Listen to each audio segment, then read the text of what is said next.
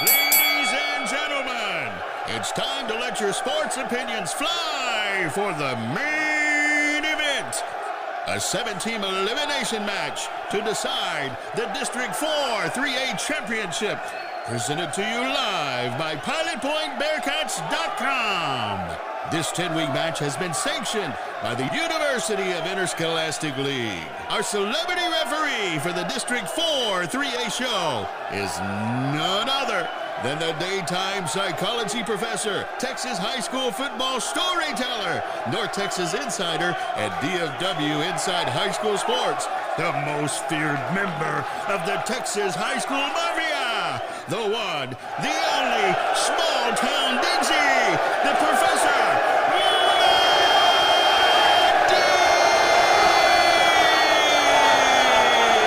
Showtime!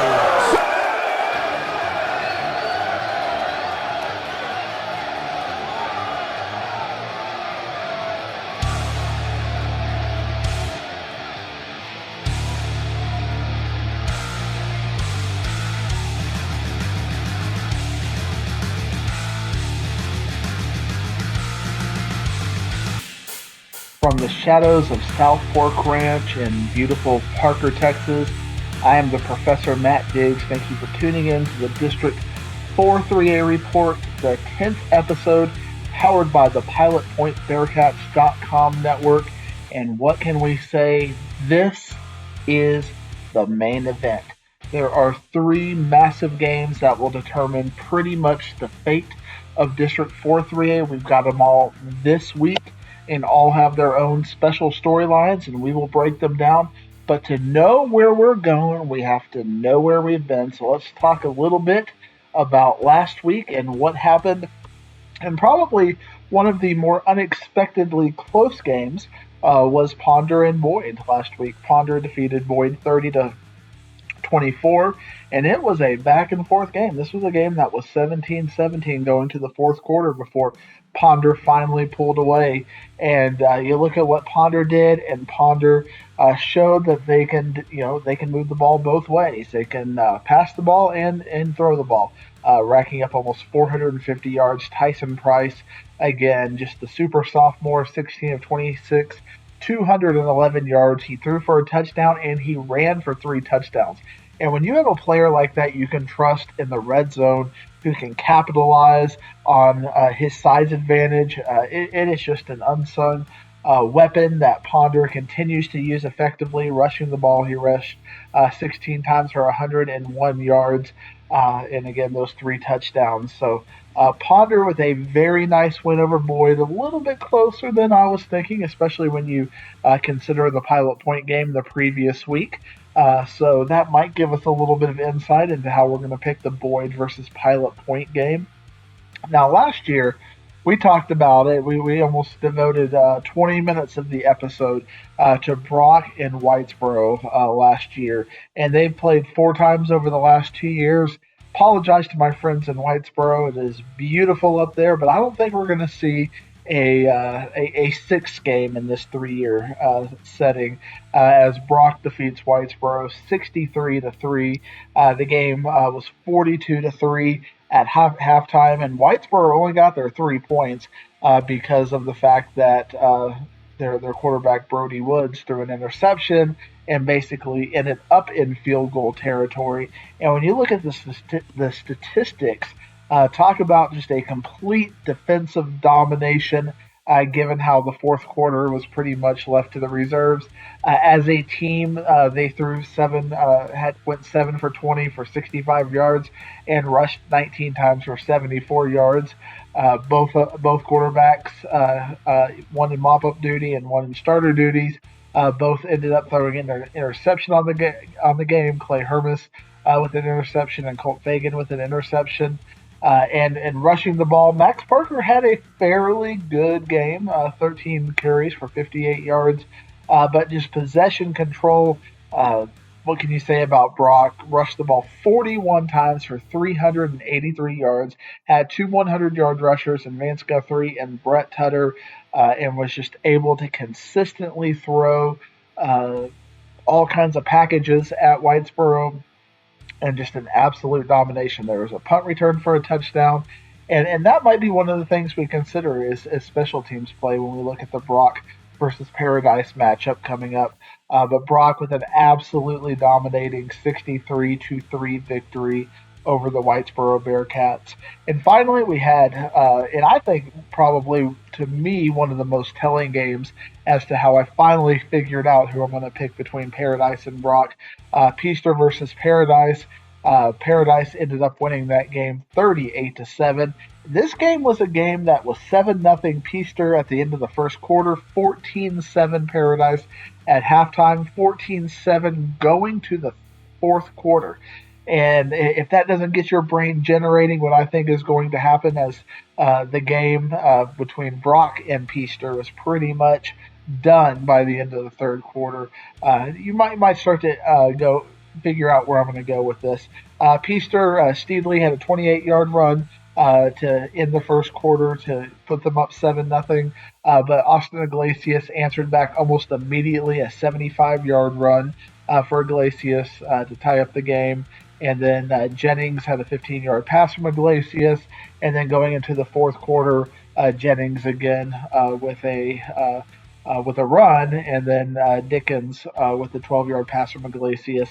And then you saw some kind of late scores. 12 of the points that Paradise scored were in the last 4 minutes of the game. Really, if you even go back a little bit further, 18 of the points were scored in that last 4-minute window. So this was a game that was back and forth, and when you kind of break down the statistics, Paradise had 25 rushes for 240 yards, only 4 of 6 passing for 75 yards. When Paradise is having to pass, can they pass 20, 25 times in a game if needed? We might find out this week. Peaster actually had a very efficient rushing game. They held, with their rushing game, 54 rushes for 136 yards. They did not complete any passes and did have an interception. They kept Paradise's high-powered offense off the field. Paradise only ran 31 plays in this game because of what Peaster was able to do, picking up 12 first downs, really compressing the game. And I think that kind of indicates what we might see in the big game between Paradise and Brock this week. Peaster was probably their own worst enemy in rushing and penalties, 9 penalties for 95 yards. Paradise had 8 penalties for 85 yards in the game. And then each team had a turnover in the game. So Paradise with a convincing win, but as we get to the point where we're starting to analyze the big picture of what's going on, 38-7 is not necessarily the style of points I wanted to see, given that 24 of those points were in the fourth quarter and 18 of those 24 points were in the last 5 minutes of the game. Credit to Paradise to pull away. But as we're trying to figure out this whole dichotomy of Brock versus Paradise and what's going to happen, first of all, remember last year. Last year, just like this year, Brock came off the Whitesboro game, which was a absolute thriller of a game where, did they score? Did they not score that last play of the game? We're still trying to figure that out. Obviously, it was said they didn't score, so Brock is in survival mode. And then Paradise comes. They have to go to Paradise, and Paradise probably should have won that game if it weren't for a phantom roughing the kicker call. Who knows what would have happened with that? So that game was a very back and forth game, and Paradise was at full health. And we know when Paradise made it to the playoffs playing Whitesboro in the third round, they were not at full health. So that was peak Paradise. And Paradise versus Brock was a back and forth game. But you also had Brock coming off a Whitesboro game that was very emotionally exhausting, very well built up, and then you kind of have that letdown. This game between Brock and Whitesboro this year was not that. So I think that's one variable you have to consider. And now I think Brock might have a little bit of a chip on their shoulder because our friends at Dave Campbell's, although they may not pick Paradise to beat Brock, if you look at their state rankings, Paradise has been ranked consistently over Brock over the last few weeks. So that might indicate that some of the people who are picking that game might pick Paradise over Brock. So I think Brock is going to have that chip on their shoulder that this is their district. They have earned the right to say that this is their district, and another team is being ranked higher than them in their district. They might feel a little bit of disrespect in that. And when you look at what Brock and Whitesboro did, I mean, Brock completely shut down Whitesboro and was completely dominant over them. Whitesboro's offense has been good enough, even in that Sulphur game, which was a blowout game. They were able to get some sort of offensive consistency going. They got absolutely nothing against Brock. Some of my friends at Brock who give me feedback say that Brock is absolutely dialed in. They're looking as good as they did in that first game against Texarkana Pleasant Grove. And one thing I consider as kind of a parallel as I look at this game between Brock and Paradise, I think of Argyle and Frisco Emerson in 5A, which was a game this past week. And if you don't keep up with 5A football, you have Frisco Emerson, who is the new kids on the block, who've got really good quarterback play, and then you got Argyle, and Argyle's probably a team you've heard of. Might kind of think of Brock. These are teams that have won state championships, have played in state championship games, go 4 or 5 rounds deep every single year. And some people, including myself, considered Argyle an underdog to Frisco Emerson, and Frisco Emerson hadn't played anybody, but Argyle had played much better teams. So it was a situation where Argyle was looking at Emerson and saying, we've seen better teams than you this year, but you're about to see the best team you've seen this year, whereas Emerson hadn't played anybody at all this year, and that game ended up as Argyle winning the game late. It took a late drive with about 15 seconds left in the game to win, but they were up pretty much the whole game, and then Emerson clawed back into the game, and Argyle ended up winning that game by a touchdown. So all of these signs keep pointing to the fact that I think Brock is going to be the favorite over Paradise. When you break down the Peaster versus Brock score, and what happened. That game was 61-0 going into the fourth quarter. And Peaster versus Paradise was 14-7 going into the fourth quarter. That's a pretty significant parallel. You look at what Peaster did, they did attack Paradise a little bit different. They threw the ball a lot more. They went 6 for 29 between the two quarterbacks for only 65 yards. So obviously a lot of incompletes, and it looks like Peaster decided to just run the ball. But I think the reason why they kept running the ball was that they actually found a little bit of success running the ball against Paradise, even 3 or 4 yards. I always joke when I'm talking to people, the difference between averaging 3 yards a game, 3 yards a rush, and averaging 4 yards a rush is the difference between a 56-0 game and a game that you don't score any points. Because if you can't get that 10th yard, you're not going to move the first downs. You're not going to have extended drives. But if you can consistently get 4 yards of play every single play, you can't be stopped. Now, you can talk about going for it on fourth down and penalties and things like that, but just the idea of the hypothetical that Paradise was not able to slow down Peaster in any sort of appreciable way consistently over that first 36 minutes to where they get 3, 4, 5 yards at a clip. When they played Brock, 25 carries for 47 yards. This was truly a game I was going back and forth on because I think Paradise is going to treat this as their Super Bowl. This is what they've been working for all year. This is their defining moment. But for Brock doesn't have this as their defining moment. Brock has AT&T on a Thursday. They can't pop champagne. Maybe the coaches can after the game, but popping the apple cider after a state championship, that's Brock's Super Bowl. That's Brock's big game. This is Paradise's big game. So I think even though it's going to be at Brock, I think everybody in Paradise is going to come out and support Paradise. So I think they're going to have a little bit of a high, but I think that's going to be offset by the fact that Brock feels disrespected in this. And I think if you did that old-fashioned, what we call the pick'em. If you put Peaster or if you put Paradise's 11 and you put Brock's best 11 and you just picked, who you thought would be the 11, I think Brock, you're going to pick probably 7 to 8 of the 11 players. I think Austin Iglesias is going to be the first drafted player. But then after that, I think the depth of Brock in that offensive line is a big difference. And I think if Peaster is able to get 3, 4 yards consistently against Paradise, what is Brock with that offensive line going to do? They're going to at least be able to get 3 or 4 yards, if not much more. One X factor that I'm really considering in this game is again Brock's propensity to turnover. I'm looking at the Peaster game, and Brody Woods went 6 of 14 for 120 yards with 2 interceptions.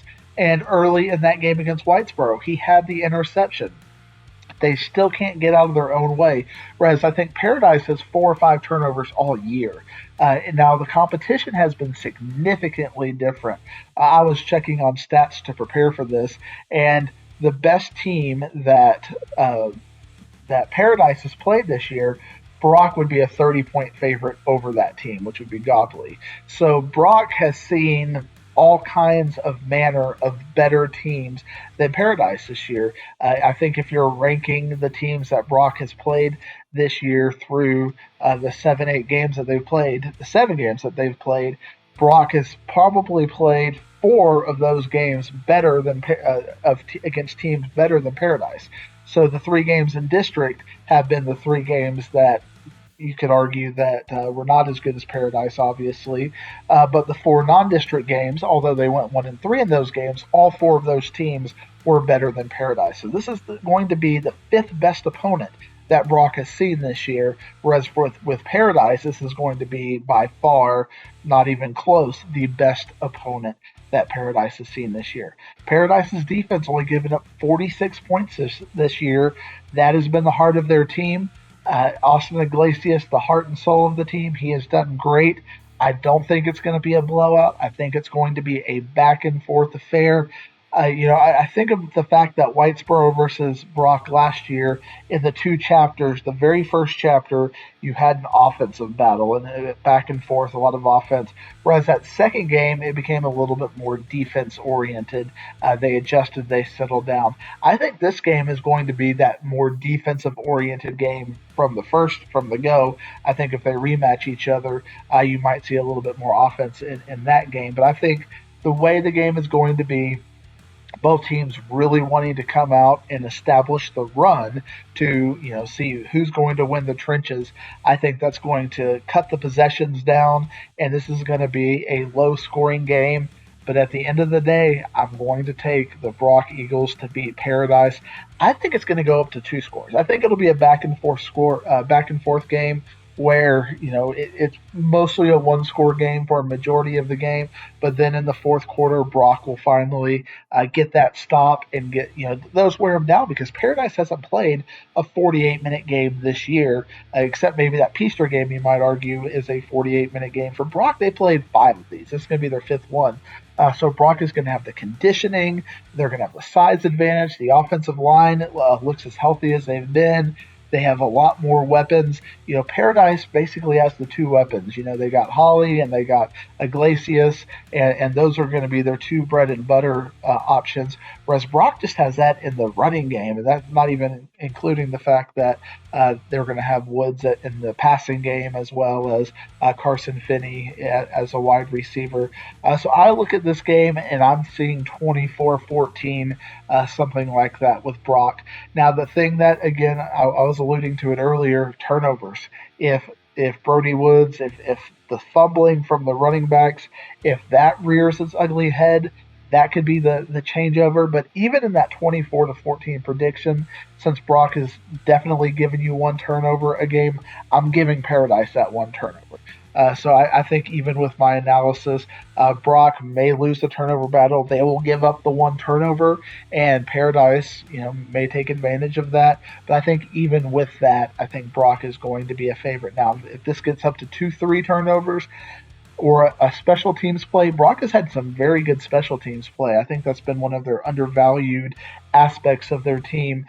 So I think Brock will have a good special teams play to maybe offset their negative turnover situation.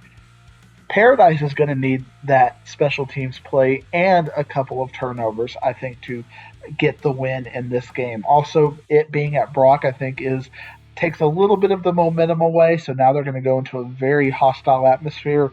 I know Paradise will show up and support the team, but obviously Brock will have that home feeling and that expectation and understanding of what it's like to be at home and to play at home and to have the routine and everything that habitual that they're used to, and that I think they'll have that going for them as well. So my final prediction on this game: Brock 24, Paradise 14. Brock wins by 2 scores. And as I mentioned, this is the main event. This is the main event week, and there are 2 other big games that are just as important as Paradise versus Brock. Maybe potentially even more important is Ponder versus Peaster, because Paradise and Brock, if that game flips and if Paradise wins, and it's a big win for Paradise, 8-0, they'll be 9-0. They'll see each other. That game is more important when they have the rematch. And there's really nothing about the second seed versus the first seed as the way that the playoffs are looking right now that make you think, well, if you drop down to that second seed, that's going to hurt you. Clyde is playing good football. Jim Ned is playing good football. You're going to have Bushland. And really, for anything, whoever's getting the first seed is going to see Bushland a little bit quicker. There's definitely nothing to be said for whether you get the first seed or second seed and how that relates. But Ponder and Peaster, for me, this is the battle for the 4th playoff spot. Even though Peaster is 0-3, they've lost to the big dogs, and their schedule definitely gets a little bit easier now that they will still have Pilot Point and Boyd and Ponder left. So you could absolutely see Peaster win out, and if not be a favorite to win out if they win this game against Ponder and get that 4th playoff spot. Whereas Ponder at 2-1, they still have Brock left, but Brock and Whitesboro left. But if Ponder's able to win this game, now they are battling Whitesboro for the 3rd seed in a couple of weeks, which makes that game more meaningful, especially given how well Clyde is playing right now. And really, Clyde, Jim Ned, Vernon, they're all kind of the same shades of the same kind of a team. So that might be one factor in getting that first seed, that you get a little bit, whoever's the second seed, if it's Paradise or Brock, will be playing the 3rd seed, which right now could be Vernon or Jim Ned. So that could be a tougher game. Whereas the 4th seed, you're likely to get Iowa Park as the 4th seed, which is probably a little bit of an easier game. But still a lot of football to be played in 3-3A, so we'll find out how that shakes out. Right now, Clyde and Iowa Park are sharing the top of the district at 2-0, but Clyde is 7-0, whereas Iowa Park is 3-4. But that is a different discussion, because we're discussing Ponder and Peaster.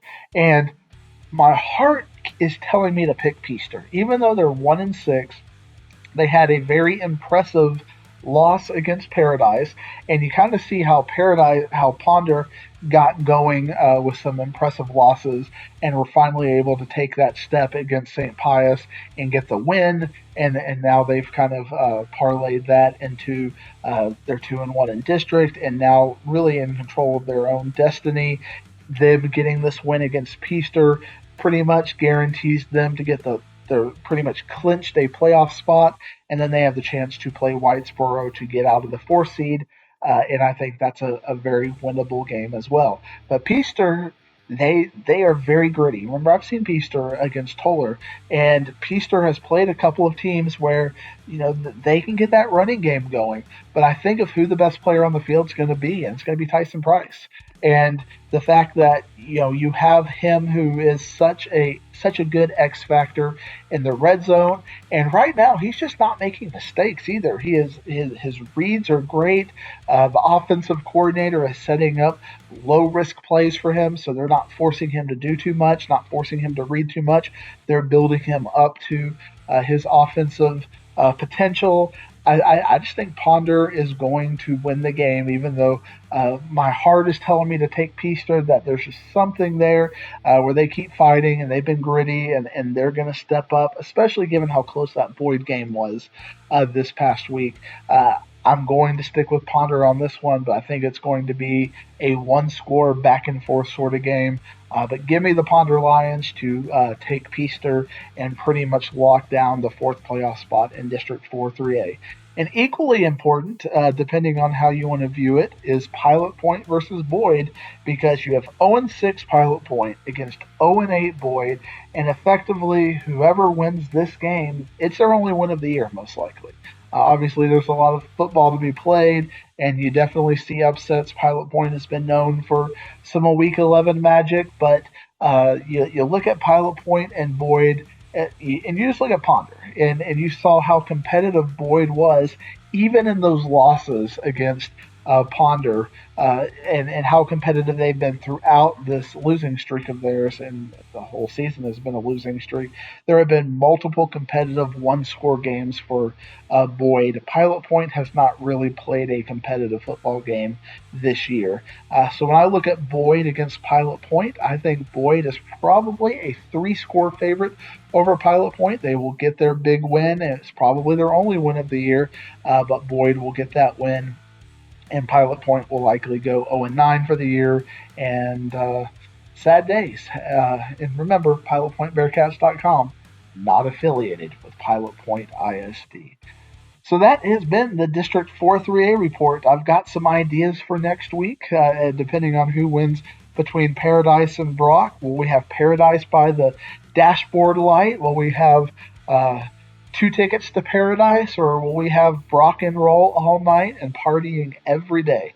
I guess we will find that out in episode 11 of the District 4 3A report. But really, the District 4 3A report next week is going to probably be transitioning into looking at the region and looking at the playoffs, because if what I foresee happening this week happens, then really your 4 playoff spots are locked up. Paradise versus Whitesboro will still be a fascinating game, and Whitesboro versus Ponder for seeding will be a fascinating game. But at the end of the day, the seeds will be what they are. The 4 teams will be locked up, and we'll start to look to see how long we can take this District 4 3A podcast. Will we take it into December? Will we have episode 17 again, or will it end much sooner? And will we have a District 4 3A rematch in the regional finals like we have the last 2 years? I'm a little bit spoiled to this. So you probably hear some music a little bit low. I don't know what our maestros over at the PilotPointBearcat.com headquarters are digging in for me right now, but I'm sure it's great. I'm sure it's funny at the very least, and I always look forward to hearing what they call the stinger at the end to find out what the District 4 3A the vibe of it is, as Pilot Point is looking at getting their first win, and we hear a lot of never giving up and never letting life get you down. But if Boyd wins, who knows what will happen. So for all of our friends in Pilot Point, all of our friends across the District 4 3A report, I know a lot of people like to have lunch with Diggs on Wednesday afternoon and hear what I have to say. I don't know why you can hear what I have to say. I ramble too much, but thank you for listening anyway. Remember, like, subscribe, or comment as appropriate. I am Matt Diggs. Thank you for tuning in to yet another District 4 3A report, and we will see you down the road.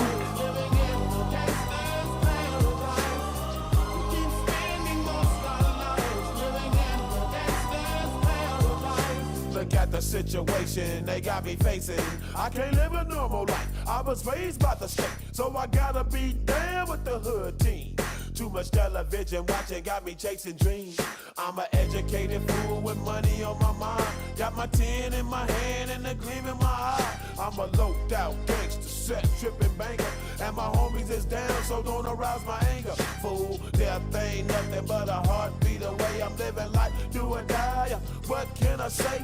I'm 23 now, but will I live to see 24? The way things is going, I don't know.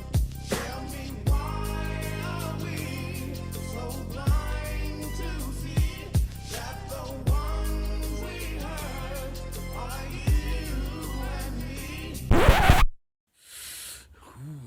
Hulk Hogan, yeah. You You say you don't know where the Macho Man is coming from? You're right. You don't know anything about the Macho Man, Randy Savage, and where I'm coming from. Because it's mind-boggling to you, yeah. How one man could make it to the top of the World Wrestling Federation mountain, yeah. All by myself. No pukesters helping me to the left. And no pukesters helping me to the right. Didn't need 'em then, don't need 'em now. And another person I don't need is Elizabeth either, yeah. 'Cause I'm the champion by myself, all by myself.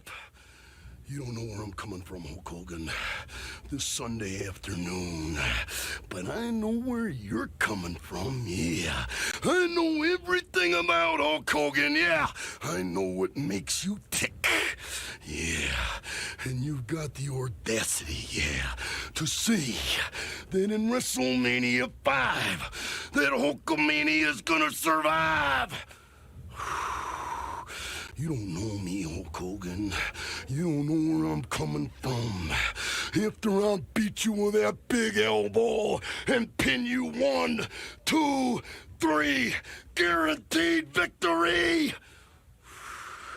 I'm gonna tell you and all the pukesters out there one last time before this Sunday afternoon. Hulkamania is dead.